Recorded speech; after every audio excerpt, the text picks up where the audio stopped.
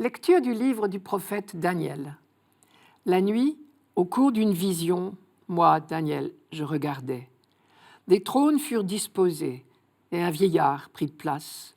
Son habit était blanc comme la neige, et les cheveux de sa tête comme de la laine immaculée. Son trône était fait de flammes de feu, avec des roues de feu ardent. Un fleuve de feu coulait qui jaillissait devant lui. Des milliers de milliers le servaient, des myriades de myriades se tenaient devant lui. Le tribunal prit place et l'on ouvrit des livres. Je regardais au cours des visions de la nuit et je voyais venir avec les nuées du ciel comme un fils d'homme. Il parvint jusqu'au vieillard et on le fit avancer devant lui. Et il lui fut donné domination, gloire et royauté. Tous les peuples, toutes les nations et les gens de toutes langues le servirent.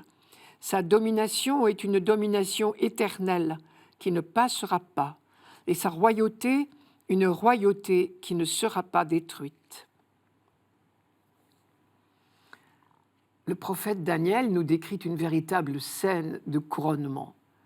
Cela se passe, nous dit-il, dans les nuées du ciel, c'est-à-dire dans le monde de Dieu. Et voici qu'un fils d'homme, c'est-à-dire un être humain, s'avance vers le vieillard qui représente Dieu. Et il s'avance pour être consacré roi. C'est le jour de son sacre en quelque sorte. Et il lui fut donné domination, gloire et royauté. Tous les peuples, toutes les nations, toutes les langues le servaient.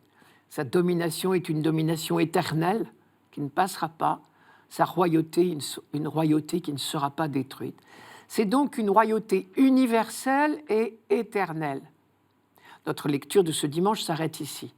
Mais pour bien la comprendre, il faut lire la suite, car Daniel poursuit son récit de sa vision. Je cite, « Mon esprit à moi, Daniel, fut angoissé.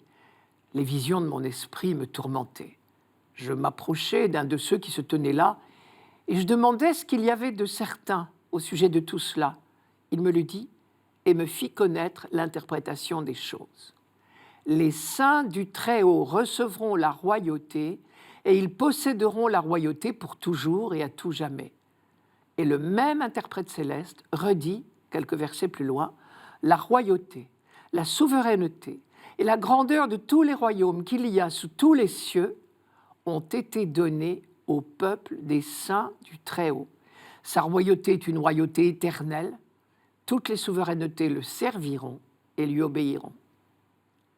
Cela veut dire que le Fils d'homme est en réalité le peuple des saints du Très-Haut. Peuple des saints du Très-Haut, en langage biblique, cela veut dire Israël, ou au moins, en temps de persécution, le petit noyau, le reste fidèle. N'oublions pas que Daniel a eu cette vision à un moment de l'histoire d'Israël particulièrement douloureux. C'était pendant l'occupation grecque, sous le règne d'Antiochus Épiphane, vers 165 avant Jésus-Christ. Et Daniel s'adresse à ceux qui restent fidèles à la foi juive, au cœur même de la persécution. Il leur dit, « Vous êtes ce peuple des saints du Très-Haut qui va recevoir bientôt la royauté. » Cette vision résonne donc comme un message de réconfort. En clair, mes frères, pour l'instant, vous êtes écrasés, mais votre libération approche et elle sera définitive. Cette prédication du prophète Daniel a incontestablement encouragé ses frères à tenir bon, à garder l'espérance. Et l'on sait que peu de temps après, les Juifs se sont révoltés contre Antiochus Épiphane et ils ont réussi à lui faire plier bagage et la paix est revenue. Mais on a continué à lire Daniel et à le lire cette fois comme une prophétie pour l'avenir. Et certains parmi les Juifs ont commencé à penser que le Messie, le roi idéal attendu pour la fin des temps, ne serait pas un individu particulier, mais un peuple, ce peuple des saints du Très-Haut. À tel point qu'à l'époque de la naissance de Jésus, si tout le monde en Israël attendait impatiemment le Messie, tout le monde ne l'imaginait pas de la même manière. Certains attendaient un homme, d'autres attendaient un Messie collectif qu'ils appelaient le petit reste d'Israël, une expression qui remonte au prophète Amos, ou le Fils d'homme précisément, en référence à cette parole du prophète Daniel.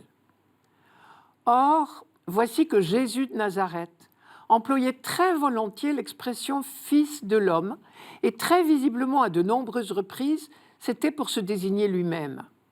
Mais cela posait immédiatement plusieurs questions.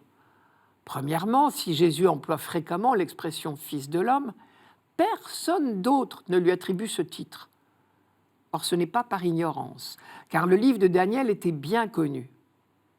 Mais justement, s'il était bien connu, on ne pouvait certainement pas reconnaître ce titre à Jésus. Ses contemporains n'étaient évidemment pas tentés d'identifier Jésus de Nazareth, le fils du charpentier, avec le peuple des saints du Très-Haut. Deuxièmement, Jésus a apporté une modification de fond à la représentation classique du Fils de l'homme. Il reprend bien les termes du livre de Daniel. « Toutes les tribus de la terre verront le Fils de l'homme venir sur les nuées du ciel avec puissance et grande gloire. » C'est Matthieu qui rapporte cette phrase. Mais Jésus y ajoute tout un aspect de souffrance. Je cite encore Matthieu. « Le Fils de l'homme sera livré aux grands prêtres et aux scribes. Ils le condamneront à mort et le livreront aux nations païennes pour qu'elles se moquent de lui, le flagellent et le crucifient. » Après sa résurrection, tout est devenu lumineux pour ses disciples. Jésus est le premier-né de l'humanité nouvelle, la tête, et il fait de nous un seul corps. À la fin de l'histoire, nous serons tellement unis à lui que nous serons avec lui comme un seul homme. Avec lui, greffés sur lui, nous serons ce peuple des saints du Très-Haut.